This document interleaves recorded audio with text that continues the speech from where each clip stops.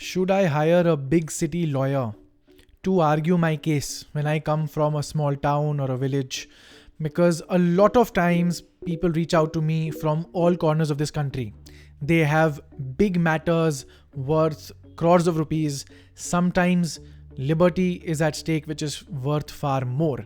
And the question that they have is, can you, Mr. Delhi lawyer, with whatever little knowledge that you have, can you come down to my city, my town, my village, and can you argue my matter? Every single time I tell these people that on most days, it does not make sense for you to spend money, no matter how small or big, on an advocate who comes from another city to argue your matter or to fight your matter in entirety.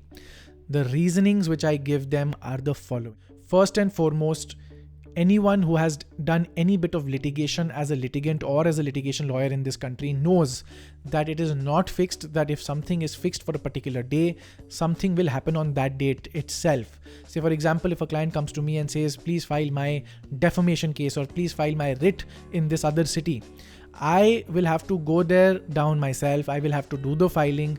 And it is not that the matter will get listed on the same day. The matter will, in all likelihood, it will take a few days for defects to get over, for me to sort out everything, and then the matter gets listed before the court. Now, even on that date, assuming that someone else gets the legwork of filing and getting it listed before the court done, even then, what happens is when I appear before the court on the first date, it is very, very common across courts in India that the opposite party will come and say, my lord, please give me a day's time, please give me 2 days time to, come up with better preparation because I've just been briefed in the matter. I am not available. The main counsel is not available. There are 100 reasons. The judge is on leave. The courts are on strike, whatever it is. And the bills of the big city lawyer will keep piling up, not just for the hearing, but also for the stay, for the food and everything else that you will have to take care of. And on most days, it just does not make sense. Even otherwise, another more important aspect to this is that no matter how seasoned, no matter how smart, no matter how sharp this big city lawyer is, there are certain habits of the court which are peculiar to each court, not just the state, not just the particular court complex, but even differs from courtroom to courtroom. And if you have an advocate with you who regularly has appeared before the judge before whom your matter is going to be listed, that gives you a far greater edge compared to some big city lawyer making thunderous arguments and at the end of the day, the judge exercising their discretion in situations, especially in a country like India, where on most days the judge has a lot of leeway, a lot of discretion to do as he or she pleases in the matter. And even if they cannot decline to give you the relief in law that you most definitely deserve, they still hold it within their powers on a lot of occasions to do some things which will be so inconvenient to you that you will anyways regret it. Use leverage the power of the face value of the local advocate instead of hiring a big city lawyer.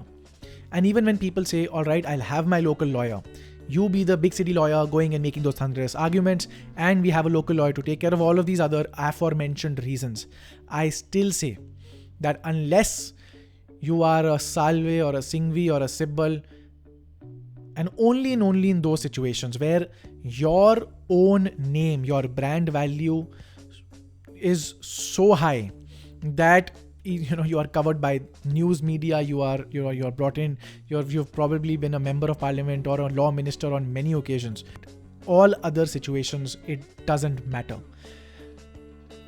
Few exceptions are there. When I used to be a junior advocate, I used to go to many states because we used to represent government departments who used to insist that the city advocate that they are already comfortable with, he sends someone from his team. Those are different situations. But let me tell you, on most occasions, I would say rather than, paying a lot more money for a city, for a big city lawyer to go and fight your matters, it is far more advisable that you go and engage the best possible local advocate in your jurisdiction who is going to argue the matter, who has certain face value, if not face value, at least knows the habit, the quirks, the small nuances of that particular judge before whom the matter is going to be listed. If you do that, you have a far greater edge over your competition. And if your competition exercises this smart move, they have an edge over you.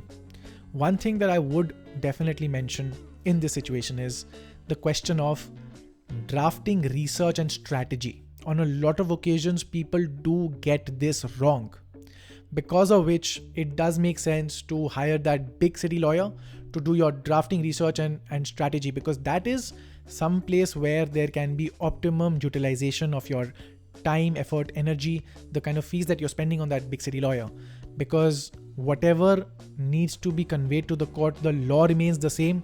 The facts which you put to your advocate, be it your local advocate or be it your big city, capital city advocate, in those situations, the perspective, the experience, the person being closer to the state high court usually on a lot of occasions, and just having that little extra edge in those situations, it does definitely help.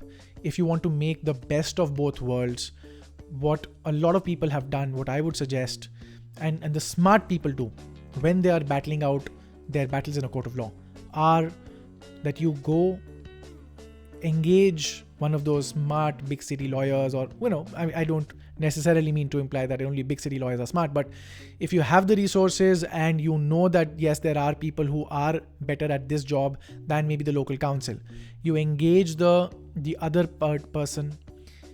You engage the other person for doing the strategy.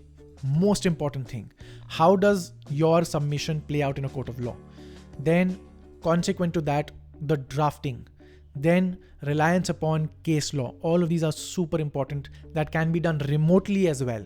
So I say not just big city lawyer, small town lawyer, maybe someone living abroad, working from their beach. It doesn't matter. What matters is that the person should know how to be able to make convincing arguments, because at the end of the day, there is always a possibility, especially if your matter is big, that you approach the Supreme Court of the country, which deals with things in a certain way. So having access to those kind of lawyers definitely helps with strategizing in the right way, because what you do at the first opportunity, at the first instance, this is what is going to be carried right up to the Supreme Court.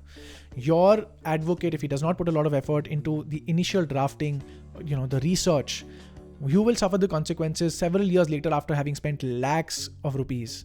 Maybe before the state high court or the Supreme Court, you won everywhere down below, and then the Supreme Court in a special leave petition overturns it all and then throws your case out of the window. You do not want that to happen.